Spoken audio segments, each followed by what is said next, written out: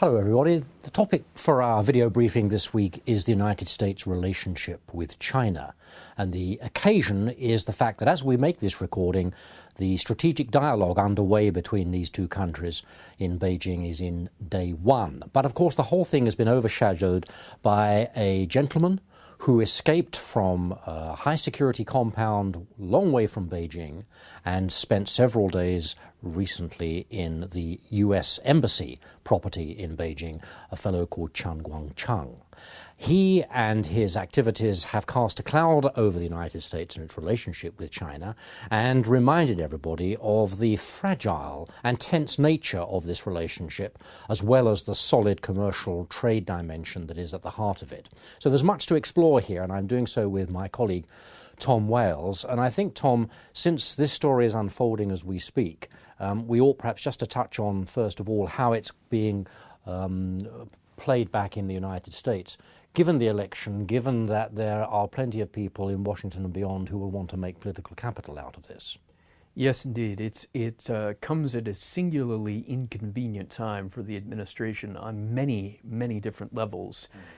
First of all, you have to consider the overall context of the U.S.-China relationship, in particular how this administration has chosen to deal with China. You remember early in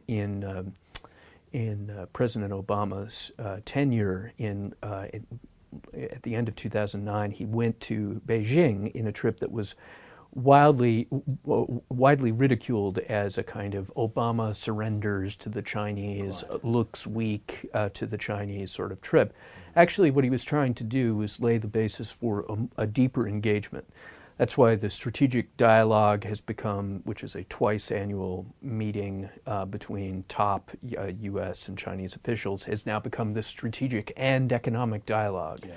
The kind of G2 dialogue or Chimerica, if you're Neil Ferguson, exchange. And actually, recently, the administration has been trumpeting the success, so-called, of its China policy.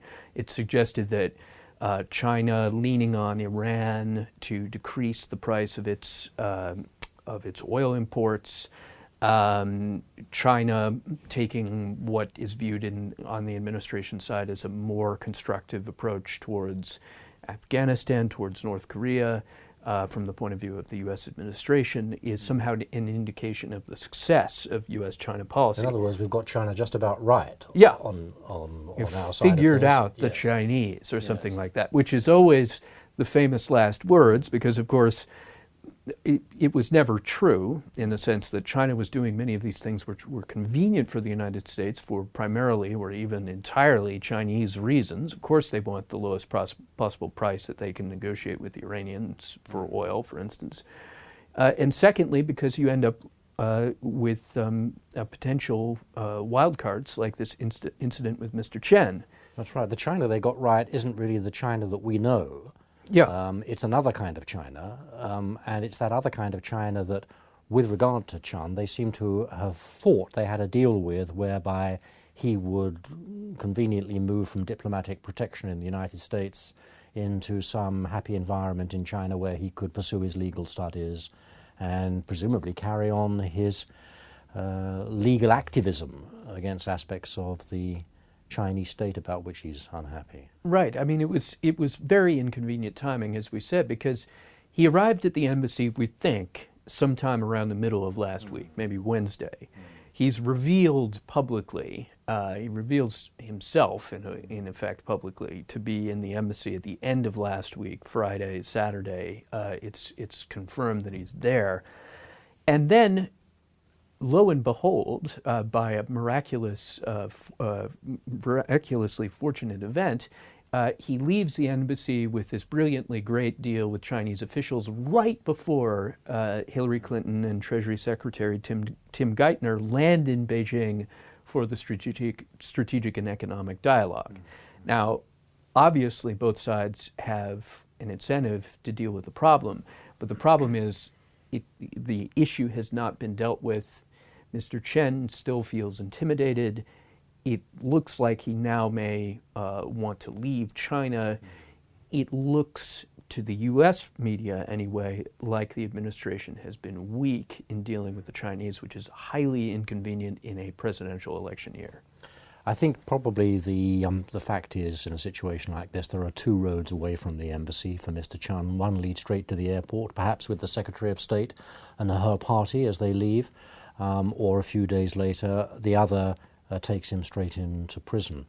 Insofar as this can be managed, the first outcome is probably the one that will eventuate after a decent passage of time and after explanations have been prepared and disclosed to the public. But it is a reminder of the sensitivity and fragility of this relationship, and if it's not carefully managed, how easily it can be blown off course. And that matters because of the great stakes both have invested in it. I think that's as true for the Americans as it is for the Chinese, isn't it? It's absolutely true. And one of the things to bear in mind when you think about China, if you're a business executive, if you're a high government official, is that just when you think that actually the parameters of the Chinese relationship are fully understood, is usually the time when you're most likely to be surprised by some kind of event like this. I'd say specifically to business executives, remember, business may be smooth in China at the moment. It may seem like the authorities have the political economy in firm grip, but China is not like many other developed countries. It's not like pluralist democracies. It has problems within its political economy that could one day manifest. Now, this is just a little niggle. This is not something that is going to have that kind of long-term impact. But the earthquake potential in political economy terms is there, which is why everybody watches China so closely. Thank you very much, Tom, and that applies to us at Oxford Analytica as well. As we always say, as we bring these video sessions to an end, for more information about our services and our work specifically on China and the relationship with the United States, do visit our website and do let us know if we can help you in any way.